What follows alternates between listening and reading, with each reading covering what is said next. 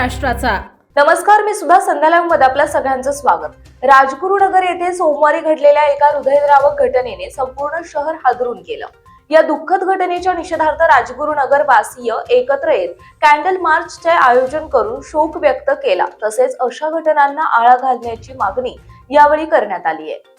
सोमवार दिनांक 15 रोजी राजगुरुनगर येथील एका खासगी कोचिंग क्लासमध्ये शिकणाऱ्या 10वीच्या अल्पवयीन विद्यार्थ्यावर त्याच वयोगटातील दुसऱ्या विद्यार्थ्याने धारदार शस्त्राने हल्ला केल्याची दुर्दैवी घटना घडली। या हल्ल्यात पुष्कर दिलीप शिंगाडे या विद्यार्थ्याचा मृत्यू झाला। ही घटना केवळ एका कुटुंबासाठीच नव्हे तर संपूर्ण समाजासाठी हादरवून टाकणारी ठरली आहे। या घटनेनंतर तालुक्यातील शाळा, शिक्षक, पालक तसेच विद्यार्थी वर्गामध्ये भीती आणि अस्वस्थतेचे वातावरण निर्माण झाले। शिक्षणाच्या पवित्र वातावरणात घडलेल्या या प्रकारामुळे सर्व स्तरातून तीव्र चिंता व्यक्त केली जाते। या हल्ल्याच्या निषेधार्थ राजगुरुनगरवासी एकत्र येत कॅन्डल मार्चचे आयोजन केले। या कॅन्डल मार्च मध्ये माजी आमदार दिलीप मोहिते, विविध राजकीय पक्षाचे पदाधिकारी, माजी नगरसेवक, डॉक्टर, सामाजिक क्षेत्रातील मान्यवर आणि महिला मोठ्या संख्येने सामील झाले होते।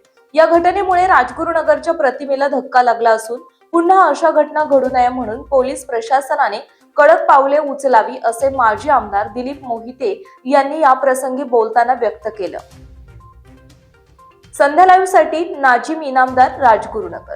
ताज्या आणि महत्त्वपूर्ण बातम्या पाहण्यासाठी आजच आमच्या संध्या लाईव्ह न्यूज चॅनलला YouTube वर सबस्क्राईब करा आणि बेल आयकॉन प्रेस करा।